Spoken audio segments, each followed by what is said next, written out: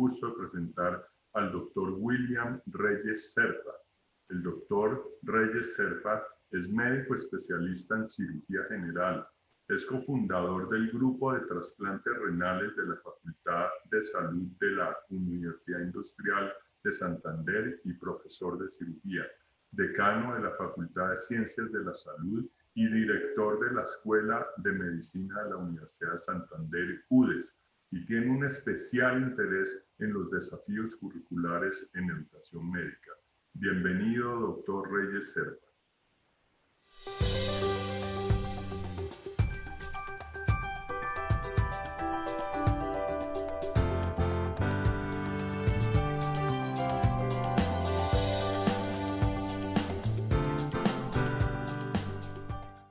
Quiero presentar un saludo muy especial y un sentimiento de agradecimiento a Ascofame y a su director, el doctor Gustavo Quintero, por haberme invitado a participar en este encuentro. Yo me llamo William Reyes Serpa, soy el decano de la Facultad de Ciencias de la Salud de la Universidad de Santander y participo como miembro suplente de la Junta Directiva de Ascofame. De un momento a otro nos sorprendió una de las peores crisis sanitarias del planeta, que afectó severamente la salud y la vida de los seres humanos. Estaba producida por una enfermedad desconocida, supremamente contagiosa, causada por un virus de gran letalidad, de difícil diagnóstico rápido y masivo, la inexistencia de tratamientos farmacológicos, la ausencia de vacunas, la insuficiencia probable del personal de salud que la podía atender, la insuficiencia de los servicios hospitalarios especializados para los enfermos graves, y un confinamiento obligatorio con alteraciones serias en la psiquis individual y colectiva y grandes dificultades y afectaciones de la economía. La vida en la sociedad se transformó completamente por el financiamiento, por el confinamiento obligatorio. Se perdieron muchos puestos de trabajo.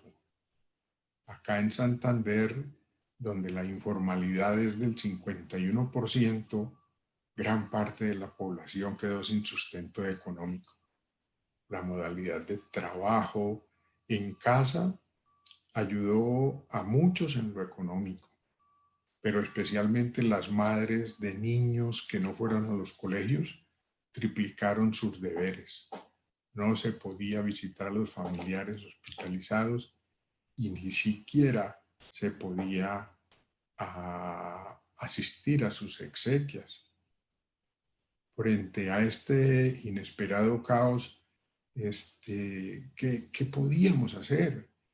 ¿Cuáles eran nuestras responsabilidades en el manejo de la situación? Obviamente la Facultad de Ciencias de la Salud y la Escuela de Medicina de la UDES tuvieron que atender, como todas las facultades y escuelas de medicina del país, tres aspectos de la crisis. Primero, adaptarse rápidamente a la nueva realidad que obligaba a pasar de la enseñanza presencial a la totalmente virtual, acatando la nueva normatividad del país que había sido declarado en emergencia económica y social ante la pandemia y que restringía el ingreso de los estudiantes a los escenarios clínicos y de laboratorio. El confinamiento fue total. El segundo punto que teníamos que atender era la protección de la salud de nuestra comunidad académica. Y la tercera obligación era ofrecer a las autoridades municipales, departamentales y nacionales pues toda la experiencia y capacidades institucionales de nuestro talento humano con el fin de colaborar en la orientación para la toma de decisiones y la ejecución de las acciones necesarias para contener la pandemia. Mientras esto sucedía, mientras escogíamos los 3 decanos de Bucaramanga una ruta para la resolución de temas comunes, Ascofame asumió un importante liderazgo, concentró la información de los decanos del país y asumió como líder y vocera autorizada por las facultades y escuelas de medicina para hacer presencia como asesora en los ministerios de salud y educación en el manejo de la pandemia. A esto le siguió todo lo relacionado con la protección de la comunidad académica mediante la elaboración de protocolos de bioseguridad que, consultando las orientaciones de la Organización Mundial de la Salud, el CDC, la Asociación Colombiana de Infectología, el grupo G7 de Medellín, que es un grupo de varias universidades que trabajan de manera conjunta, y Ascofame, para compartirlos con los hospitales y clínicas, estos protocolos donde continuaron rotando nuestros internos y residentes, y con nuestras universidades, puesto que deberíamos darle este soporte también a ellas.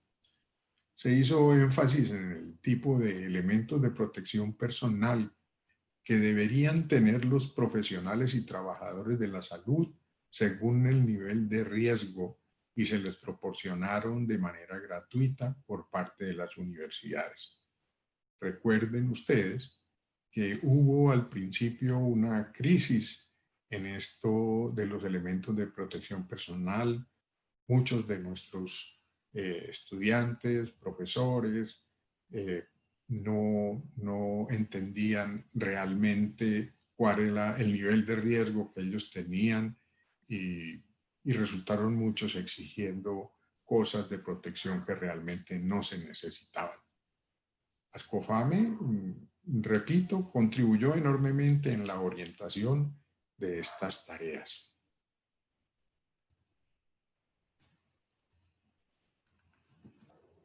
El cambio del modelo educativo de presencial a totalmente virtual de manera inmediata nos tomó de sorpresa. La diapositiva muestra cómo el virus apartó a la gente del espacio público. Las ciudades quedaron vacías. Implicó entonces un esfuerzo muy grande, la capacitación y adaptación de los profesores y los estudiantes a las nuevas plataformas educativas y a establecer planes de capacitación pedagógica para que los profesores pudieran trabajar en este tipo de enseñanza. Al principio se presentaron muchas críticas por el brusco viraje hacia la educación totalmente virtual. Los profesores, algunos profesores, no aceptaban que la enseñanza de la medicina fuera totalmente virtual. Todos acudían a aquel famoso, aquella famosa frase, aquel famoso principio, en el sentido de que la medicina es una carrera eminentemente teórico-práctica, y los profesores chocaron con este método que se nos imponía. La flexibilidad estuvo muy poco presente en estos momentos en nuestras universidades. Los alumnos tenían dificultades con los profesores que no estaban suficientemente capacitados, y por lo tanto no tenían unas buenas exposiciones, no tenían en un porcentaje importante, no tenían la suficiente inteligencia y habilidad para poder atrapar a sus estudiantes en los encuentros virtuales, y se nos vino esto convirtiendo en un tema difícil para los estudiantes, porque los atiborraban de una gran cantidad de de tareas que obviamente distraían o ocupaban el tiempo muy importante que los estudiantes deberían dedicar no solamente al estudio, sino también a las otras cosas de la vida diaria. Y dentro de esa inexperiencia de algunos profesores, empezaron a calificar mal a los estudiantes, a no aceptar si llegaban tarde a las plataformas, a no atender las excusas por falta de conectividad, etc. Y a no tener presente las dificultades de Internet, sobre todo para los alumnos de zonas rurales. En últimas, esto creó una desconfianza en el nuevo sistema de enseñanza que pensaban los estudiantes podría llevarlos a la pérdida del semestre. Y una nueva reglamentación enfrentamos también en los procesos nacionales de acreditación y de registro calificado. A estas dos cosas tuvimos que hacerle frente con la participación pues, de nuestros profesores en las capacitaciones, etc.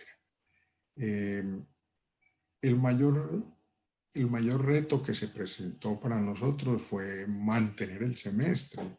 El semestre no se podía perder, inclusive se discutió en Ascofame. Teníamos en cualquier forma y con la mayor calidad que nos fuera posible sostenerlo, porque la educación médica no se podía parar. Es decir, suspender un semestre en educación médica tendría unos costos a futuro grandísimos en la medida en que íbamos a tener un hueco muy grande en la formación constante del talento humano que necesita el país para la prestación de los servicios profesionales. Para los profesores, la capacitación pedagógica en la utilización de los medios educativos y en los medios de enseñanza fue importante educarlos y más que educarlos, perfeccionarlos y buscar en ellos el enfoque de un perfil de profesor no atado a las condiciones anteriores de docencia, sino a lo que se nos presentaba como una novedad. Las habilidades blandas fueron pues tan promocionadas, fueron muy difíciles de tratar de desarrollar en lo virtual porque pues no se ve al estudiante y se trabajó pues en la inducción de los estudiantes a la elaboración de trabajos abiertos, dirigidos obviamente por los profesores, al aprendizaje basado en problema y a las habilidades blandas, como se han llamado la comunicación, la empatía, el trabajo colaborativo y la humanización, obviamente dentro de lo que se podía hacer en esta modalidad virtual. Se recurrió también a la búsqueda y análisis de material audiovisual, como las ayudas que se estaban prestando y pasando en todas las redes.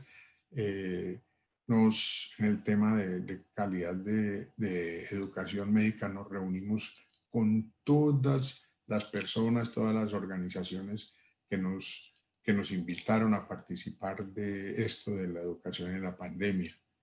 Y al tiempo les aseguramos a los estudiantes que a pesar de que la educación estaba totalmente virtual, nunca se iban a perdonar, se iban a mirar de soslayo las prácticas formativas a la cabecera del paciente y que se cumplirían tan pronto el gobierno y los hospitales no lo permitieran. Hubo indecisión también, como les decía al principio, por parte algunos profesores que no aceptaron esta realidad, aferrados a la vida sin pandemia, pues los padres de familia también sufrieron por múltiples razones, la posibilidad de sus hijos de infectarse, el argumento de haber pagado un semestre en la universidad, se les estaba cambiando un semestre que era teórico, práctico, se les estaba cambiando por uno solamente virtual, y esto no garantizaba la calidad del aprendizaje de sus estudiantes. Por eso algunos de ellos señalaron que el semestre se debía suspender, por lo menos rebajar el 50% de las matrículas. En esto tuvimos que hacer reuniones con los padres de familia de nuestros programas, y algunos estudiantes pues tuvieron indecisión también porque sobre todo, creo yo, estuvieron temerosos de no aprobar los cursos. Y en fin, todas estas circunstancias de todo modo se fueron superando con el tiempo. Y el otro tema que fue de problema fue la gobernanza. Al principio de la crisis se observó una dificultad grande con la organización de la respuesta a la crisis.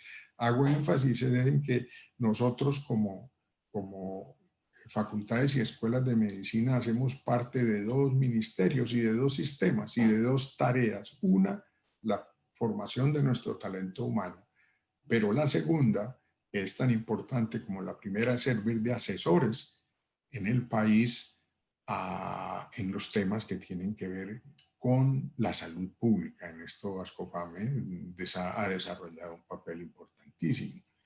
Pero no existía entonces en estos momentos una organización que diera una respuesta integral a la crisis.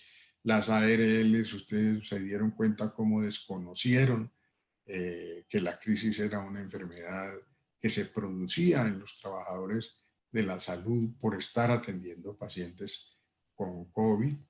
Las EPS todavía hoy siguen eludiendo responsabilidades, poniendo trabas a la atención de los pacientes. La distribución de los pacientes en clínicas y hospitales fue muy difícil, sobre todo los que requerían atención especializada por la falta de una conducción racional y unificada de esta crisis. Las diferencias entre los entes territoriales en general en la información de los datos epidemiológicos y todas estas cosas demostraron que la salud como derecho fundamental debe ser garantizada y conducida por el Estado.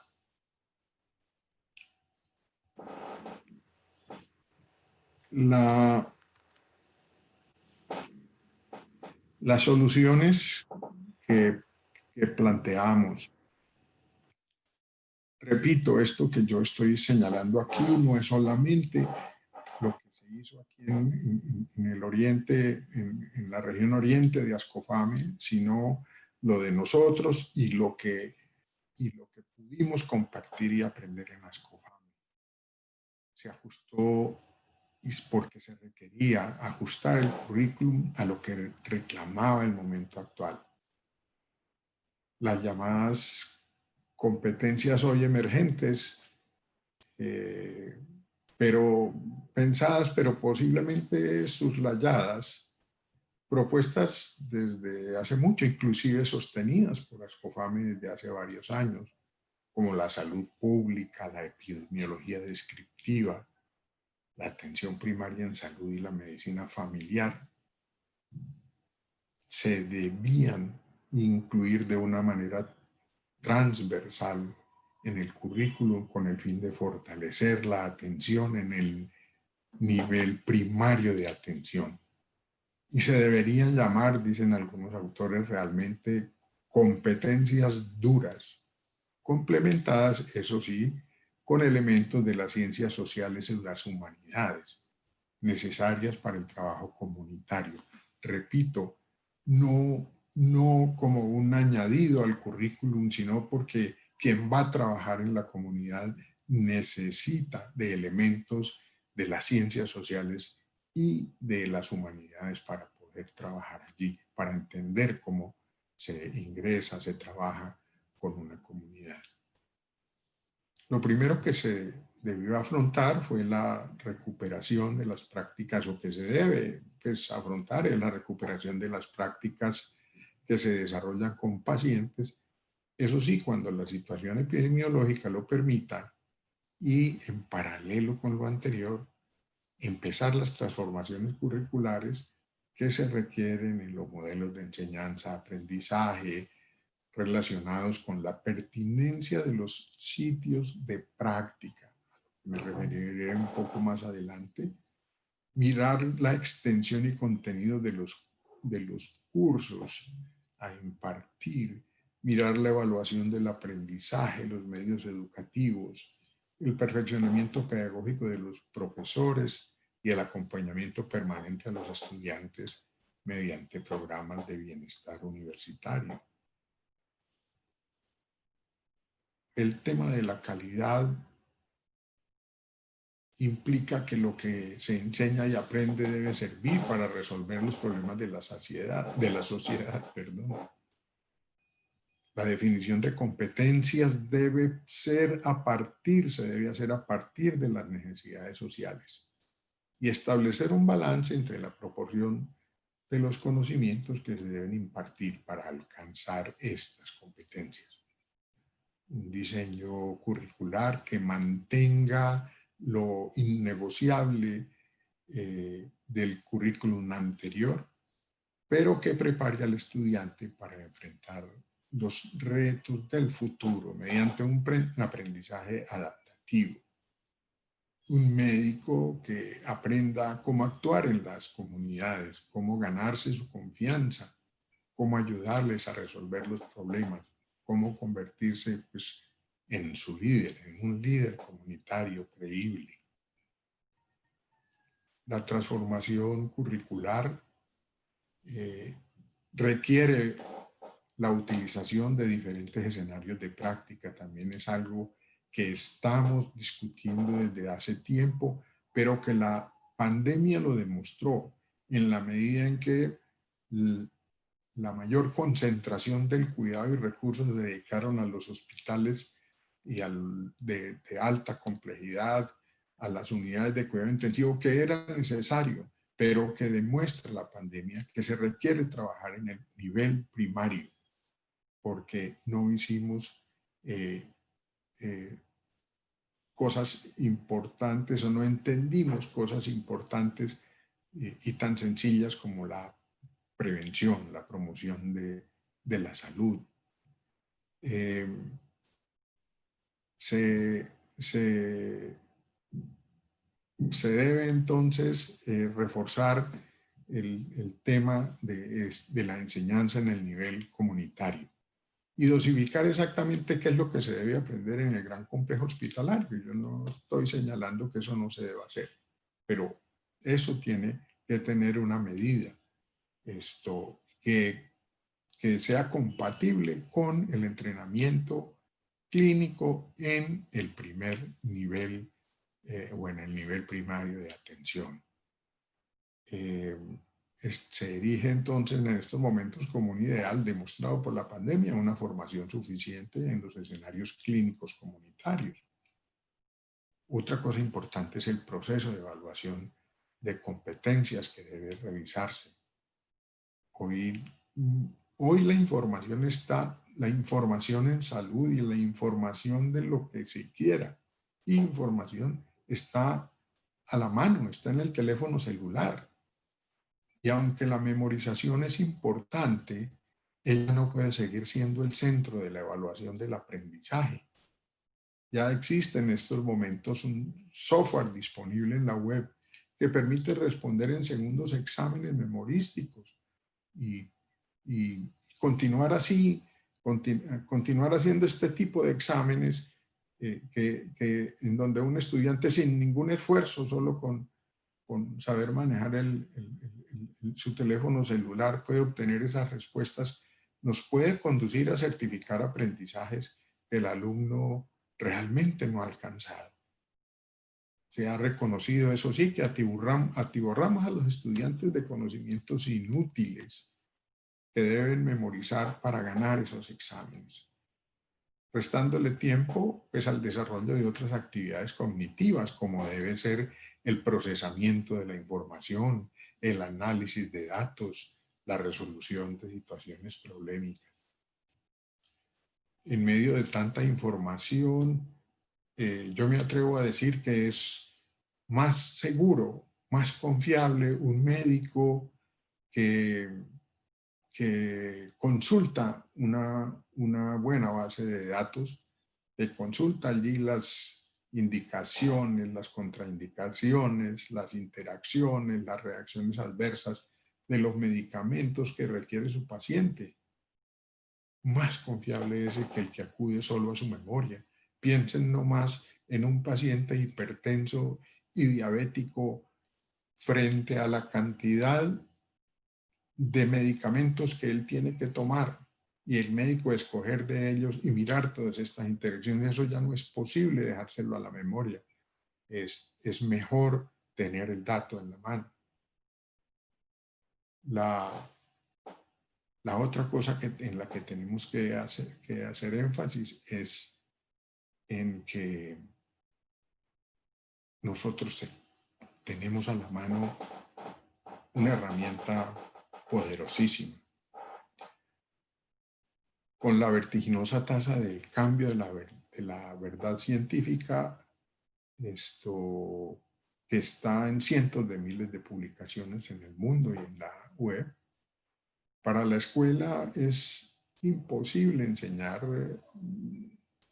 al pregrado todo lo que en un momento dado se produce. Es más, algunas cosas que se enseñan ya cuando llegan al aula pueden estar completamente revisadas. Lo que se requiere entonces aquí es un método de aprendizaje. Enseñarles un método de aprendizaje para que ellos lo utilicen en cada caso particular. Como ocurre con el método científico. Una persona aprende el método científico y lo aplica en la medida en que lo esté necesitando. Y esto, aunque suene al lugar común, ese método y esto que se requiere es recurrir al tema de aprender a aprender. Para nosotros ese aprender a aprender es la utilización del método clínico que ha sido desarrollado desde hace muchos años. Es el método científico aplicado a la clínica. El médico interroga al paciente, le hace un examen físico completo, lo ausculta, lo palpa, lo percute, elabora un diagnóstico de trabajo, que sería una pregunta de investigación que luego tratará de comprobar para establecer ese tratamiento. Eso es ciencia pura aplicada. Y eso se nos ha olvidado nosotros, los profesores de medicina, cuando hacemos exámenes presenciales, prácticos, hacemos la historia clínica, se la dejamos para que ellos la hagan sola. Ellos generalmente van y copian de la historia clínica que han hecho otros. Y nosotros les preguntamos algunas cosas, pero no les evaluamos si ellos saben palpar un abdomen, si ellos saben auscultar. Terminamos haciéndoles un examen teórico, haciéndoles preguntas teóricas en un momento práctico. El método científico, el método clínico debemos revivirlo. Con respecto a la investigación, tenemos que, y es una propuesta que yo hago, que hacemos desde Bucaramanga, avanzar en la investigación educativa en medicina. yo sé que Ascofame ha hecho esfuerzos importantes en esto y su papel durante más de 60 años eh, eh, propugnando por la calidad de la educación médica ha venido haciendo muchos aportes, pero necesitamos avanzar más en esto. Ustedes ven cómo cambian la vida, cómo estamos pasando de una concepción curricular a otra a nivel mundial. Y esto necesita que se focalice en nuestras comunidades, en nuestros estudiantes. Nuestros estudiantes no son los mismos que los estudiantes europeos o los estudiantes norteamericanos. Por eso debemos producir resultados propios que podamos comparar con el resto del mundo. Buscar fondos para financiar ese tipo de proyectos, revisar nuestras capacidades institucionales y crear, esta es la propuesta, crear, doctor Quintero, señores decanos de la Junta Directiva de Ascofame y señores asistentes a este encuentro, un instituto de investigación de carácter nacional regentado por Ascofame, que además fortalecería y honraría su misión. Un instituto de investigación en educación, en medicina o en ciencias de la salud. Y por último, el profesionalismo médico. Tenemos que hacer énfasis en esto porque aunque lo comentamos, lo decimos, lo promulgamos, en la práctica uno ve que eso no lo han introyectado nuestros estudiantes, nuestros profesionales. Es más, en estos momentos de pandemia vivimos situaciones difíciles en las que internos, pero sobre todo residentes que ya son médicos, alcanzaron a interponer sus intereses personales frente a la prestación del servicio. Esto se hace en la práctica con ellos. No perdamos ese punto de vista. Y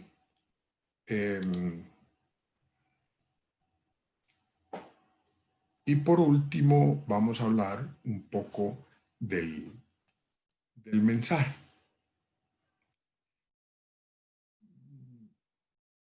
Ante esta inesperada emergencia biológica,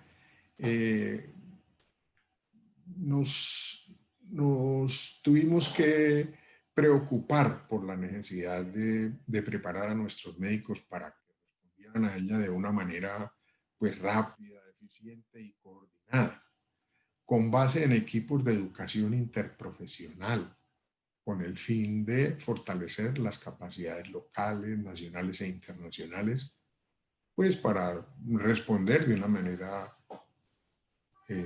eficiente e intersectorial a la solución de la crisis.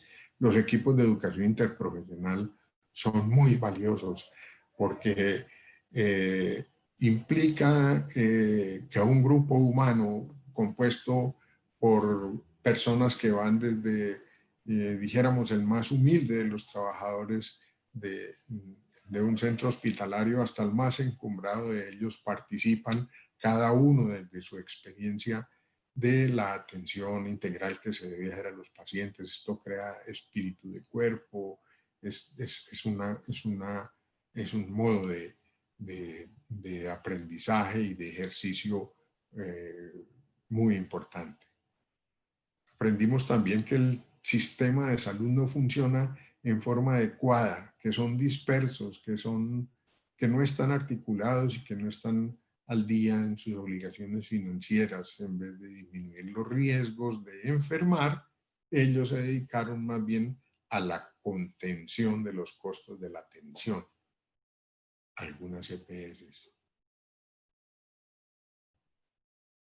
La provisión de servicios de salud, de otro lado, debe estar, como ya lo he venido recalcando, en manos del Estado. En últimas, pues él es quien debe garantizar el derecho a la vida por mandato constitucional. Se demostró se demostró, y este es el mensaje que debe quedar de estas apreciaciones, que la promoción de la salud y la prevención de la enfermedad son medulares en el manejo de la salud comunitaria y en la coordinación para la provisión de servicios.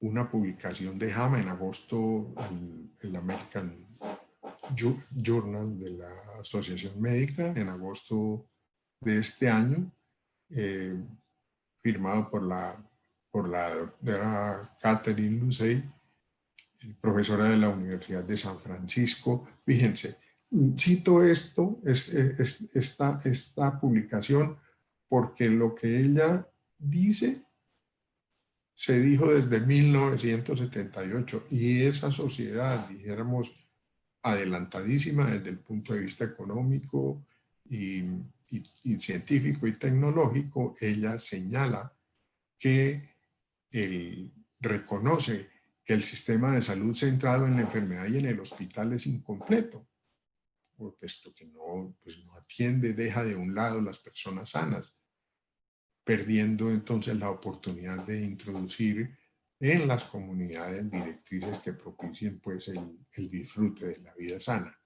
Y de paso, pues esto disminuye los costos de atención que se imponen al sistema de salud por no haber contenido estos riesgos que nos llevarían a estar enfermos. Los profesores juegan un papel importantísimo promoviendo la necesidad de que los estudiantes de pregrado entiendan que ellos van a desarrollarse profesionalmente, a desarrollar su profesión, por lo menos durante los años previos a la hospitalización, en el escenario comunitario. Y allí los necesita el país.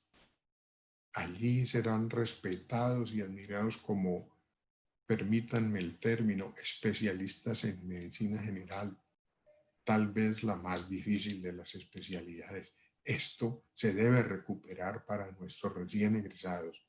La educación médica es un continuum que va del pregrado hasta la educación continua permanente de la vida. Recordar que los conocimientos inútiles, la memorización inútil, la evaluación de la memoria para certificar proficiencia está fuera de todo lugar. La tecnología lo hace mejor y está al alcance del celular, para no hablar de los avances tan importantes que se han hecho en inteligencia artificial. Esto nos lo demostró la pandemia.